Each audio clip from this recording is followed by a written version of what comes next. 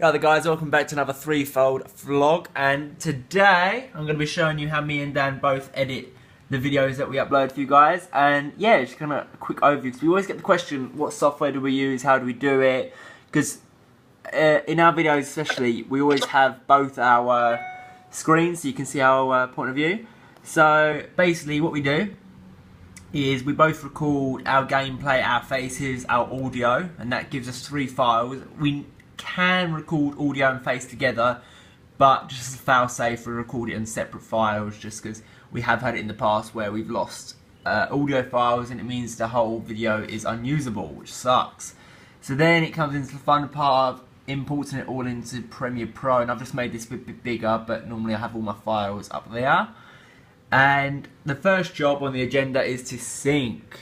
So I will then normally sync if I'm editing, I will sync my gameplay with my audio and my face. So this is this portion of it here, and then I'll put the face cam overlay, so that then gives you gameplay, face, overlay, and then audio underneath. Sync all that up so I'm talking about the relevant stuff in the game. Then what I will do is I will then bring Dan's footage in, which you can see I've already cut up here for this video. I'll do exactly the same thing, sync all his stuff up, and then me and Dan normally have a cue point where we sync something in game, we do a jump or signal, so I will then match that up and sync our games together.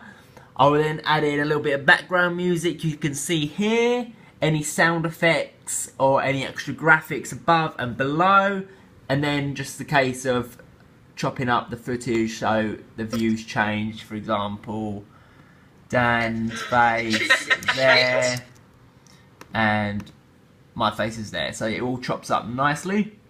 And normally what I would do is, as you can see here, Dan's footage is actually over my footage. I would normally cut my footage out completely, but for this video I didn't need to, so it saves time. And then I would render it out in these settings.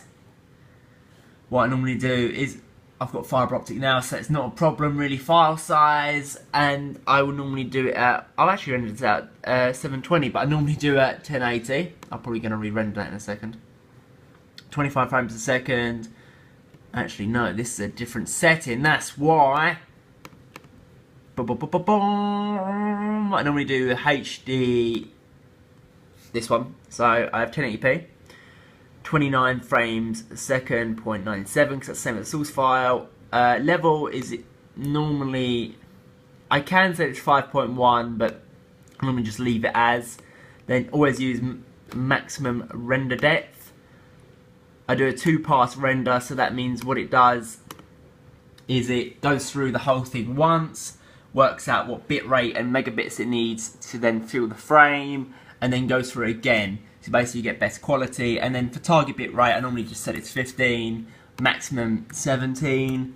I think the maximum you can get on YouTube is about 30, because it's gameplay as well. It's not the same as sort of DSLR footage. You can get away with almost lower settings.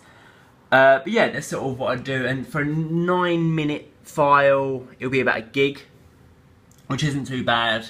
So I kind of pack a lot of quality into it.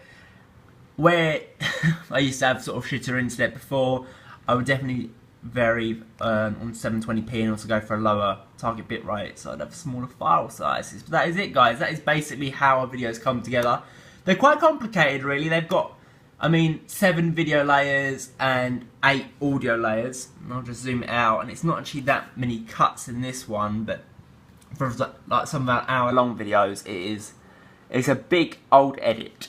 And now I'm just going to upload this, guys, and you'll be able to watch it. So yeah, hope you enjoyed this little sort of behind the scenes of how we edit and sort of the basis of it all. And yeah, let us know if you want some more.